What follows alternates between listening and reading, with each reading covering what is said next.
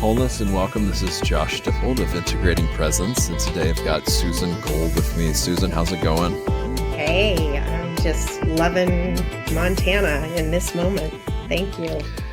Well, that's really cool.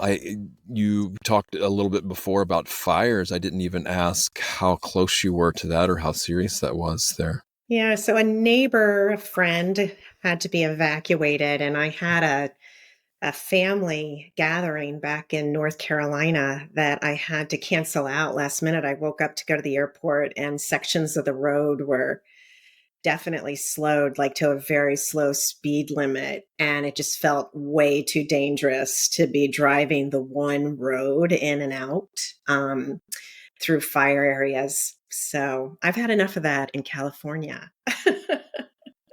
Wow. Yeah. So just for anybody if this is audio only, they don't see any metadata on this. We're at the end of August in 2023. And by the way, who is Susan Gold and what kind of work do you do? Well, I'd like to think that I'm a kind-hearted human soul walking the earth gently. And I came from a background of matching celebrities to brands and then producing for television and film, but I have been reassigned and redirected. I created a book. It's a memoir and on a taboo topic, toxic family, transforming childhood trauma into adult freedom. It wasn't my title, Josh. My title was Magical Illumination, because that's what I feel my journey has been. But yeah, I'd say I'm a human being walking with as much presence as possible. Well, beautiful. Before we get into the topic of your book, let's explore a little bit how you got from where you were to where you are now. So then I want to jump into Hollywood. I mean, you definitely seem to have a great personality for that industry. Tell me a little bit about Hollywood. What's going on there? Is it really as interesting as people say it is, or is it just, what can you say about that? How did you get into that whole scene, and what's worth mentioning about it just in general, and especially when it comes to your journey here? Well, I always dreamed of it, of being in the entertainment industry and more the business side of it. I used to watch Barbara Walters on my beanbag chair in my basement on my belly. And initially, I wanted to go to New York City as quickly as I could. And I did end up going there and eventually was invited to LA for what I thought was a great career move. And it was. But ultimately, it was to meet one of my greatest gurus. And by guru, I mean the word teacher.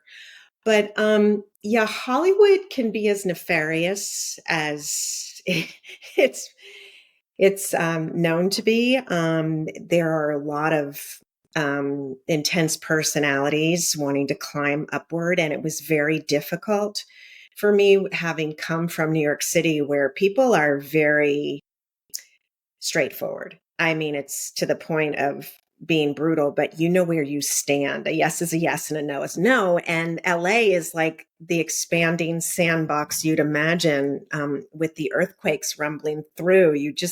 It's very hard to get connected and feel grounded initially, going to LA. And it back then was a one-trick town. So people always wanted to know what connections you could make on their behalf.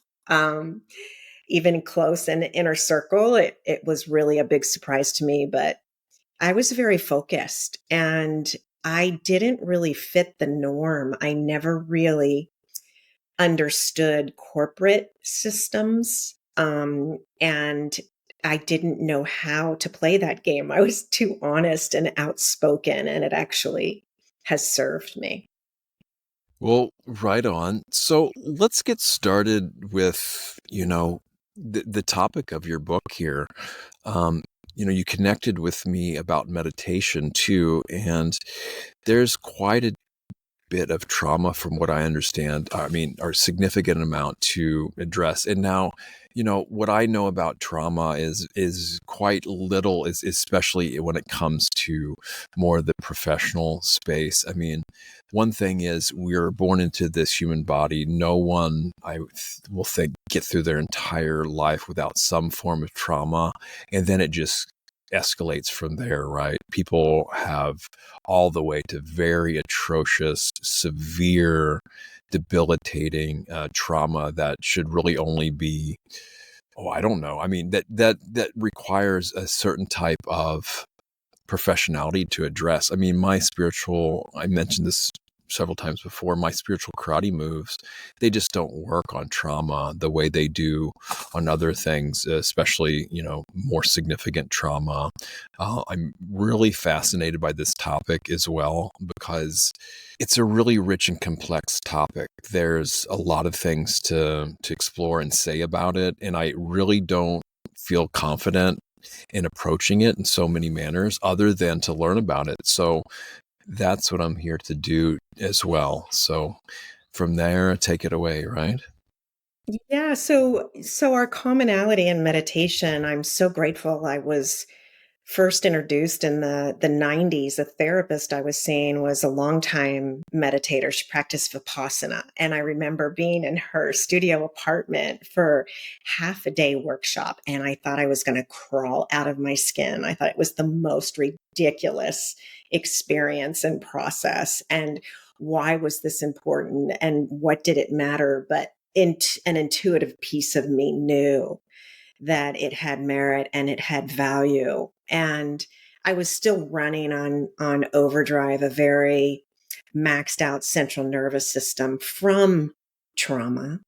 And I too didn't really understand trauma until really, not even that long ago, maybe a decade ago, that it really started to hit to the core of my being. And now it's becoming a buzzword, as a much like narcissism or the word mindset. I truly have come to believe, Josh, and through meditation, that I'm in a big fat schoolroom here, that I volunteered for this learning experience. And I found that what's come into my path, what I've been awake to and aware of, and what I've chosen to move through rather than sit down and become a victim to, has really all been a call for incredible soul evolution.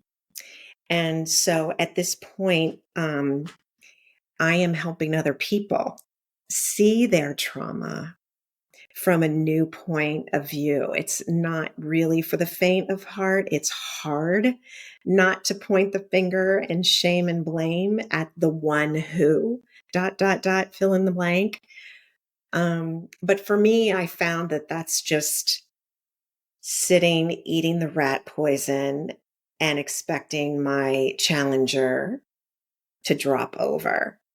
And when I've come to understand that this challenge or this challenger is here for reason and merit and purpose to help transform my belief system and understanding, I've been able to go into a whole new zip code. And it's been a literal new zip code, but it's also been a figurative new zip code. I'm living a different experience. I mean, I was trained as a child, it's dog eat dog, and no one is going to care for you. You are going to have to fend for yourself. And I think it was Marianne Williamson. It was back in the 80s. She was just teaching Course in Miracles. She was bunking with my girlfriend Tara on the Upper West Side of New York and giving lectures in this church on the Upper West Side. And she talked about coming in from the airport. She had a horrible taxi driver who was just really combative and negative, obviously was having a rough day. And she got out of the cab at the end of the ride, and most people would have probably just slammed the door and gotten their medallion number and reported him, but she tipped him double. And she told us that when people are combative. They're actually crying out for love. And that was the initial teaching that really started to twist my heart open, and to unwind that nervous system. So that was the start of the journey. Well, this is beautiful. And I saw on your Instagram page where you're, from what I understand, because I read it too, right? Matt Kahn's The Universe Always Has a Plan. So I know I had to, sorry, I'm a little bit of a fanboy here. Yeah, especially a little bit less now, but I had to go to, and then this is a humble brag, Iceland, before I met someone that actually, being in the Midwest, that's where I'm from, right? Midwest of the United States, before I bumped into a yoga teacher in Iceland that had heard of Matt Kahn. So, yeah, I know, right? It's pretty, yeah. But now he's gaining a lot more popularity and really, and he just some beautiful wisdom teachings too, and all about the heart and empathic sensitivity, energetic sensitivity.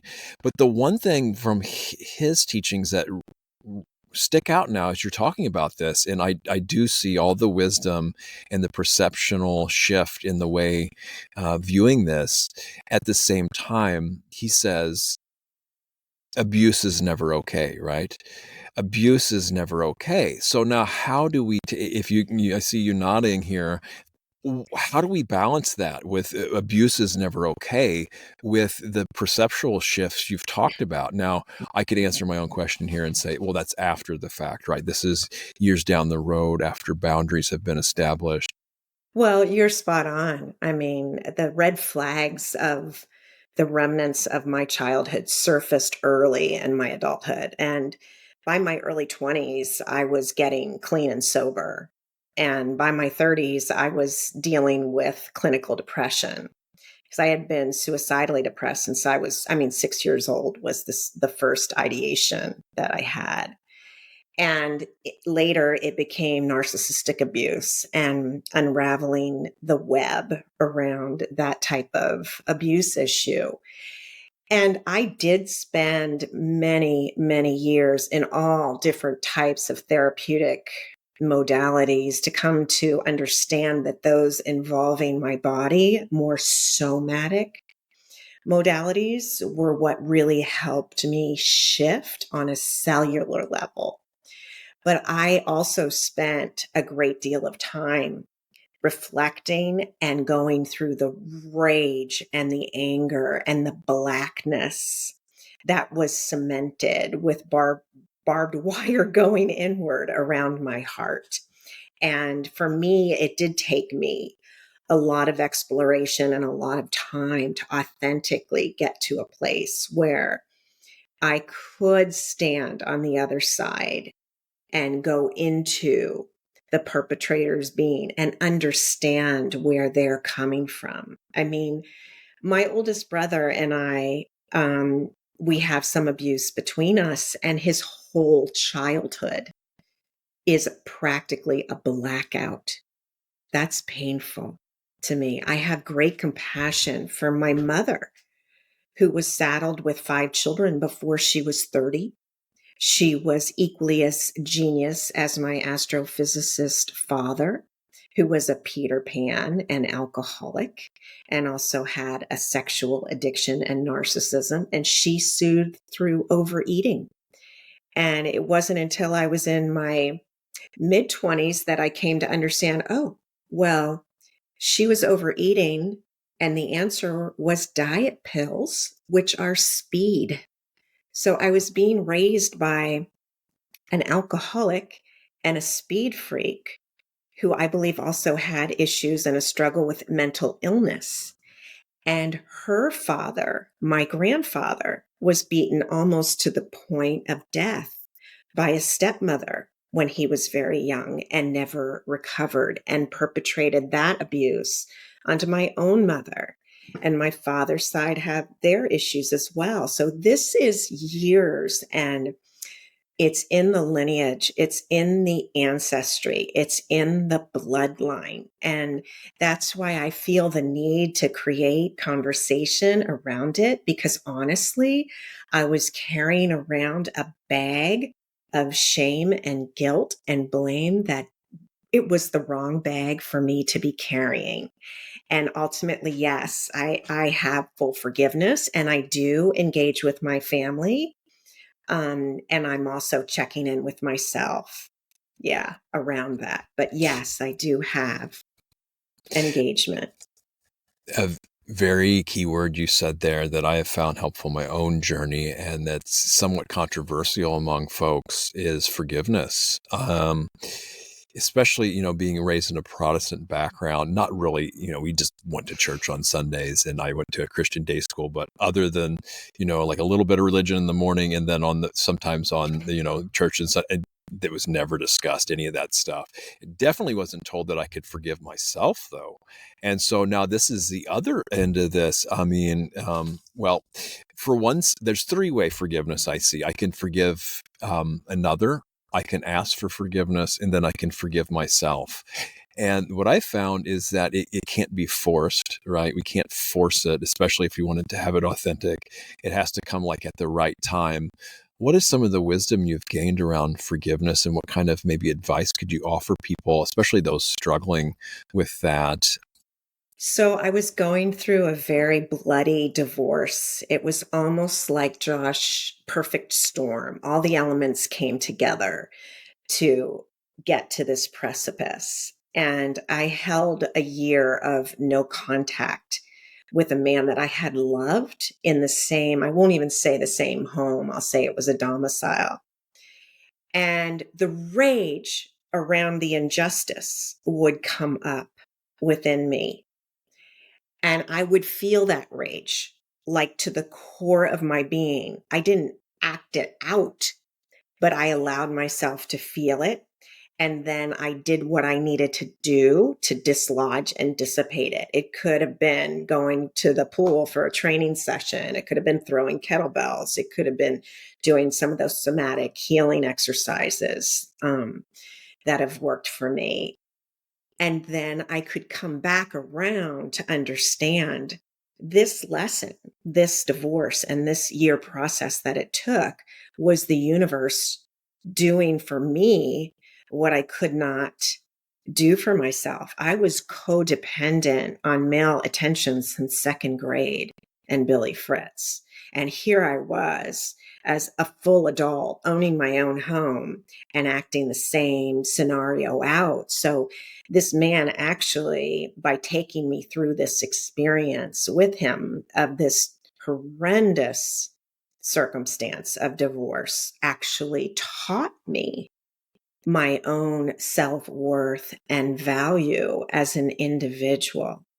And that's when I gained that real compassion. I mean, I'd been hip to inner child work since my 20s and Alice Miller and drama of the gifted child that was, in all the movies and pop culture back then. I didn't really want to do that work. It felt like ick and a waste of time. And I don't really want to go there. And then I saw full circle how important that is, because I believe that inner child inside this heart is a glowing piece of my soul that's here on this journey with me to help me through with compassion and with love. Beautiful. And the thing I see with meditation when it comes to this, and you're talking about rage, and that's the one place where it's totally appropriate to just feel absolute and murderous rage, because ideally I'm alone. Well, yeah, it has to be, of course, you have to be alone and in silence where you can't act on that, right? And that can be deeply felt in the body. And I'm sure you're familiar with Peter Levine's stuff, Levine stuff. I haven't delve too much into his stuff, but you talked about the somatic practices. For anyone not familiar with these, the practicality of this, could you maybe walk the audience through what you did around these, or just anything in general as far as practical exercises as well, maybe either from experience or just what you understand from these different modalities and techniques? Yeah. Well, specifically on some of the somatic stuff, I would go into a pocket of trauma and locate it in my body. I'm one who carries trauma within my body. And I had years, I mean, I probably had 25 years of talk therapy when it was all said and done. But and it was important to lay out that storyline. It was important to connect with another individual and verbally express my story. But ultimately, what I found was it served to re-traumatize me, and I was square back to where I was at the starting gate through that work. So by going into my body and feeling, where is it? It's in my solar plexus. My solar plexus is at the top of my rib cage, just below my heart. What color is it? It's orange with black spots, and it's stretching like an amoeba, and there's no space, and there's constriction, and I am going to be smothered. I can feel it, and there's terror. And then I see, is it current? Is it past? Is it ancient? Does it belong to me?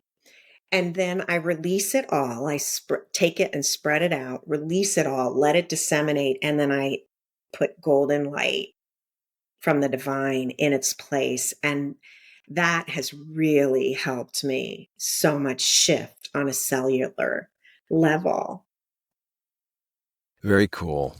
Just to plug my fiance's work. She's big into the golden light, and especially imbuing it with. There's so many different stages and processes and techniques to involve that as well. I'm kind of more of the sensation, feeling the sensations and whatnot. So now, you reading a little bit about you beforehand. You mentioned asking you about a moment of truth, and truth is a big part of my journey, or at least seeking it, right? Or seeker after truth. Now, so what do you mean by finding a moment of truth? Well, there have been many. I think the first one came up when I took a slug from a wine jug at work to ask for a raise. And it reminded me of when my father would uncork the whiskey cabinet at 7:30 a.m. and uncork the bottle, and you'd hear glug, glug, glug, glug, glug. And I was like, Susan, something's up. This is not right. You need some help. There were other things going on in my life too, but paying attention to that red flag woke me up to a truth. Now, was I going to be brave enough to face it? Is another story entirely, because at that point it was terrifying to think of my vice and my what seemed like a friend, a crutch helping me through life, to see that go away and evaporate. I didn't know how I was going to live without it. Same thing with my husband. I tried to hold that marriage together with duct tape and gorilla glue long past the expiration date, and I knew it. I knew it even more than intuitively. I knew it in the physicality of my being. But it took him to cross his arms after I thought we were coming to an agreement and say, I'm hiring an attorney and filing for divorce. And then me getting this huge intuitive hit of, this is the universe doing for you what you cannot absolutely do for yourself. And knowing that and holding on to that truth to then be brave enough to walk through the scenario, regardless of the terror that ensued. Yeah, So, yeah. these moments of truth, like what they point to, what I'm getting from you is that deep, profound courage involved in that. I mean, the alcohol to begin with, right? That's the liquid courage to get us through. So imagine the courage that it takes to, yeah, and get rid of that artificial courage, and then, yeah, with the relationship thing, that takes a lot of strength and courage as well, bravery. I can imagine. So the other thing I wanted to ask about is, you're an endurance athlete. Now, this is kind of far from where I'm from. Years ago, I was starting to do CrossFit, and then I did a complete 180 where I'm just doing meditation. And I did yoga for years too, and yeah, I'm fairly in decent shape, but there's no way. I haven't run in years. So what do you do as an endurance athlete? And tell me about that journey and how that informs the rest of your life.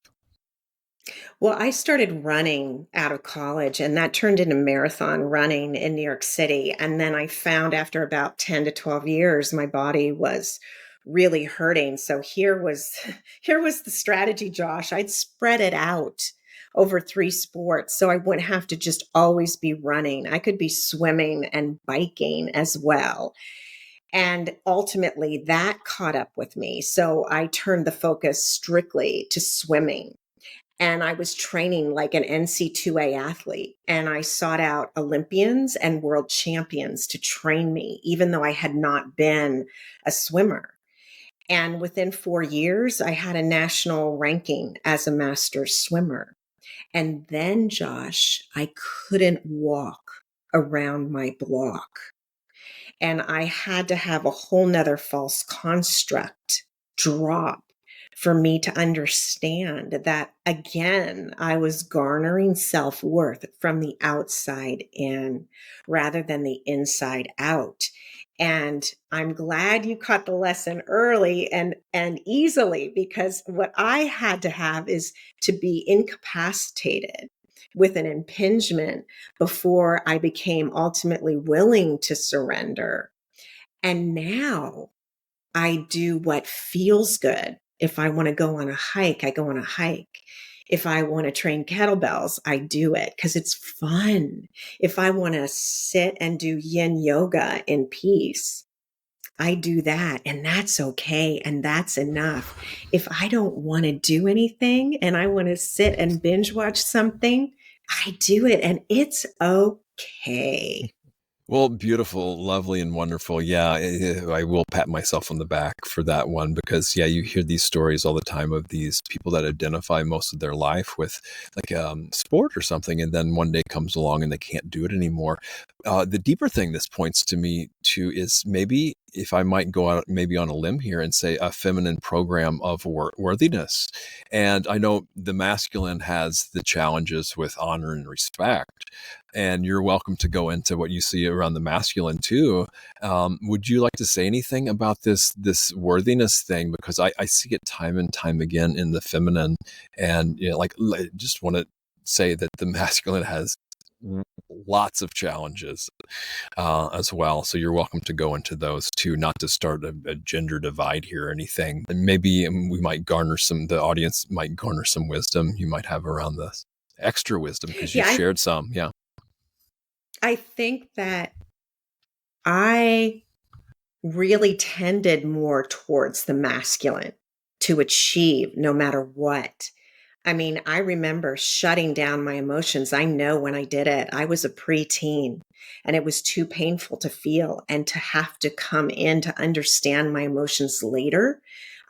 Give me a list and let me check them off as I go. I barely knew happy, sad, glad, mad, because the desire to achieve was so strong. So I've had to work with that. And then the yin, the feminine energy has been really tough for me to surrender to. And in my relationships, I took on the masculine role and drug the masculine, male behind me. And I've had to look at that late in my adulthood and open to my femininity. And it's terrifying to feel any kind of vulnerability. This is a really good point. And at the same time, as you probably know, this frightening vulnerability is also how we open the heart and how people can connect with us on deeper and deeper levels. And yes, I see the same thing. Very successful women, a lot of times they have to take on this masculine role if they want to be successful in the way things have been. I know it's changing a lot now. But yeah, that's the way it is. Well, Susan, I think we ought to start wrapping this up.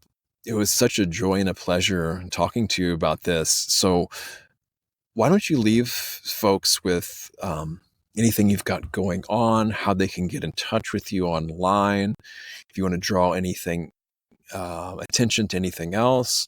And then what message would you like to leave with listeners? So if you want to know more about me, you feel drawn, whatever, I'm making it really simple. Just go to susangold.us. It's all there, the free stuff. We can have a conversation. It's all there, susangold.us. And then as far as what I'd like to leave you with, listeners, thank you for tuning in. thank you for listening to what Josh has to say. It takes tremendous energy and finance and creativity to create a podcast, and most of them don't even last 6 episodes. So he's killing it. And he's also offering incredible takeaways. So hats off to Josh. And my message, my personal message to you from my heart, is that you are worthy, you have value, and you matter. Beautiful, Susan. Thanks again for joining us. And may all beings everywhere realize awakening and be free. Thanks for listening. Check out integratingpresence.com for show notes and similar material.